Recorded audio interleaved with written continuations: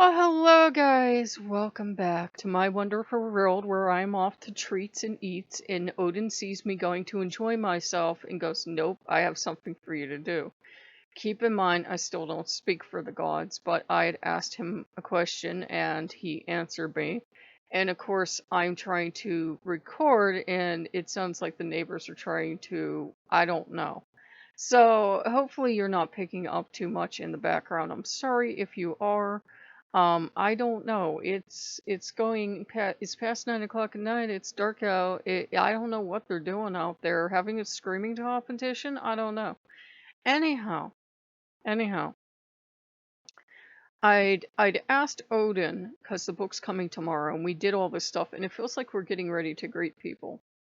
I asked Odin because I'm finding this in my own experimenting, and I'm finding this as I'm listening to different people. I said, what if this spirit, this supposed person that passed over, is real and tries to make an appearance? What if she just wasn't trying some kind of hokey carny, book sales thing, and this happens?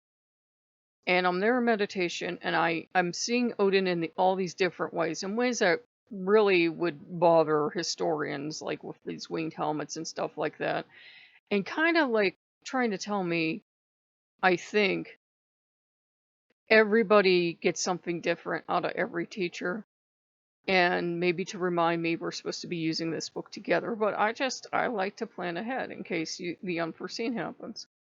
And I think too, to remind me that now they're setting off fireworks. I swear I'm not insane. Anyhow, this neighborhood. Anyhow, what are they doing out there? Anyhow, I'm sorry. This is my life. I sit down to film at 9 o'clock at night. It's dark out. The neighbors shouldn't be doing anything. They decide to have a screaming party and light fireworks. So here you go. Welcome to my life. Anyhow, that's it. All your teachers are facing different challenges, and it really doesn't matter what they think of each other at the end of the day, that a good teacher will be able to put that aside, even if the other teacher has started stuff in the past. If it's for your greater good, if that's a teacher that's there to teach you that specific lesson because your current teacher can't, they will step aside and let them teach you.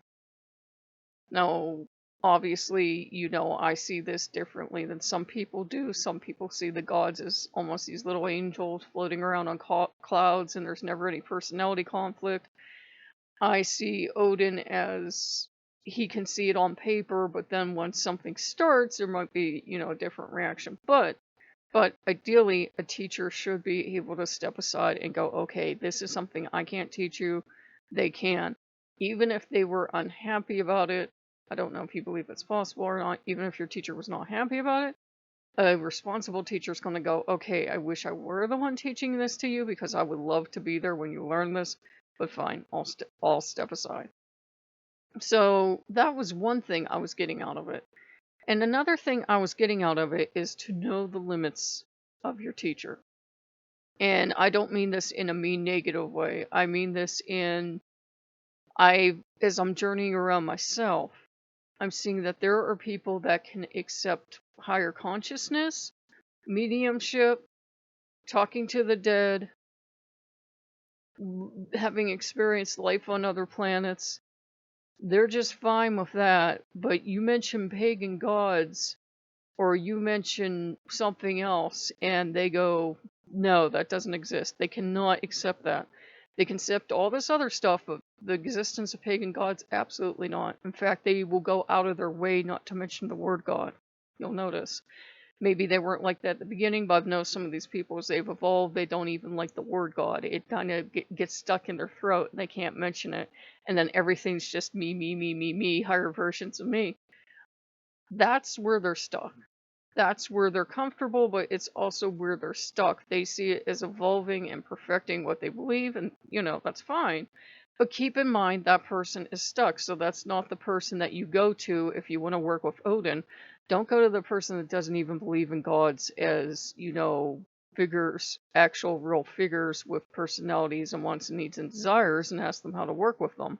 They'll just go, oh, if they even try to answer at all, they'll probably just say, well, that's just part of you. They don't exist. They're just metaphors. Go to someone who works with them. Same thing if you work with God, someone who works with gods and can believe in the gods and they can believe in angels and saints. But you bring up aliens or working with star people and they get this blank look on their face and they start talking about your higher self real excitedly. And I don't know what's going on out there. And they look at you and they say, what's wrong with you? That's their limits. That's their limits. Our job is not to force each other beyond our limits, but do know your teacher's limits. What I'm finding is working with me is that I've already spotted the limits in a lot of people. And if there's something I need from them, then I can concentrate on that message. Maybe it's one book. Maybe it's exactly one video. And that's all I can get out of that teacher. But then when I need to switch gears and be like, well, this person really doesn't believe in gods, so they're really not useful for anything else. And I don't think they have all the answers, even though they often evolve to the point where they think they do. I need to go listen to someone else. So go listen to someone else and someone else and someone else. And I think that was the indication I was getting, that we kind of have to let go of that idea that we're going to get it all from one teacher. It's kind of like going back into monotheism after a while. It's like you've worked so hard and you've come so far, and then you just choose one God, or you choose one belief path, and I have no idea. And you dedicate yourself to that entirely, to the point of closing down on everything else. And I'm trying to work on opening up, but like the expression goes, have an open mind, but not so far that your brains fall out. Yeah. Like there's this chick I'm listening to now and I'm getting her a book, but that book is as far as I want to follow her. She has evolved to the point, and I'm not trying to be rude, but she has evolved to the point where she knows all the answers. And I'm like, that's amazing. I never thought God would look like this. And, she knows all the answers. She can tell you absolutely everything. Before, she had some humility. That humility is entirely gone. She's not obnoxious like some people, but she knows what happens when you die. She knows how many times, well, not how many times you're going to come back, but she absolutely knows you're going to come back. She absolutely knows this. She absolutely knows that. And I'm like, I wish I had that much confidence. We're roughly, I think, the same age. I've had decades more experience in, working magic and, paranormal stuff than she has. But she's fallen into that trap of she has absolutely all the answers. Nobody does. I don't. She doesn't. Even though she thinks she does. The people over here don't. They have the answers that work for them. And all of our answers are different. I got very good back there. We all have different answers that work for us. So don't worry if the way I communicate with Loki doesn't work for you. It's probably not. Don't worry if, for example, you believe in signs and I do, but then a teacher you respect says, I don't believe in signs. I think that's stupid. You might find out that they believe in the same exact thing, but they call it something else. Like, I know this woman at least used to believe in coincidences, and she's like, coincidences are everywhere. It's everything. Everything is connected. And then all of a sudden she's like, I don't believe in signs. I don't believe, oh, there's a butterfly, so it's a message from so-and-so. And I'm like, who, peed in her weenies this morning? What happened to her? This is a chick that sold a book based on the dead giving the signs, and now she doesn't believe in them. Anything could be a sign, like I told you guys. If you think it's a sign, it probably is. If you're not sure, ask. Another sign will come, or communication will come. Well, it's the same for God or angel or saint or a deceased loved one working with the ancestors. If you believe in working with aliens, same for them. It's the same for everyone. If they want to communicate with you, they'll find a way to do it. They'll find a way to do it. Like your cats and your dogs and whatever kind of pet you got going on. They have a way to communicate with you. It's not in your native tongue. It's not in the way another human would, but you understand what they want. You understand I want out. You understand I have to pee. You understand I'm hungry. You understand play with me. So, you know, I'm just getting this indication of, I have a habit when a teacher does that to close instantly back up and everything else they've said is utter garbage. Try not to do that. That's what I'm getting from Odin. And again, I don't speak for him, but my lessons usually jive with yours. So, like, if I say one thing wrong and yet everything else I said was right, please just try to disregard that one thing. As I've tried to tell you guys in the past, take what you need and leave the rest. Same thing with any other teacher. If there's just that one thing they say that drives you crazy, do your best to ignore that and use the rest. It's a hard skill to master, at least it is for me. And, just start cultivating the company you're keeping. These are very stressful times, especially if you have a channel. I had someone say that they don't like how all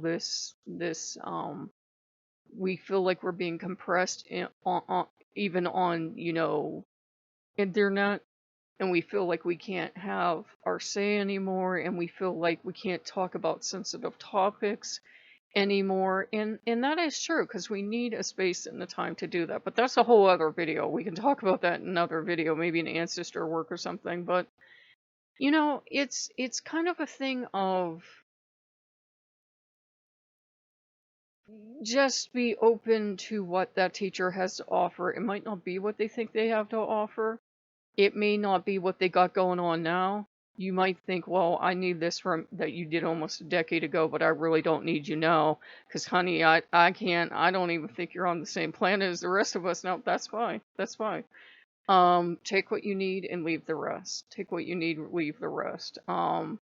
It's not always, I used to call it drinking out of poisoned wells, because some people start off perfectly sane, perfectly fine. You'd sit down, you'd have a cup of meat or whatever with them.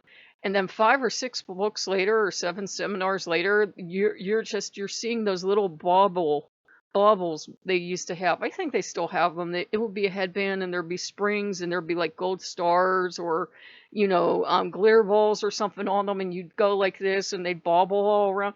Yeah, they're like that then, and you're like, everything they've ever told me is a lie. No, they used to be okay ones. They used to be your level of okay. Let's say that, because there are people on that level with them also wearing those little bobble heads. Leave them be. As long as they're not trying to force you to join, don't worry about it.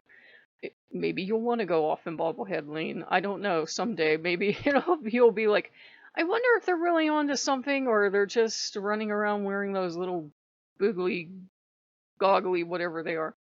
But if you guys like what you see, like, comment, subscribe, and we will see you later. Bye.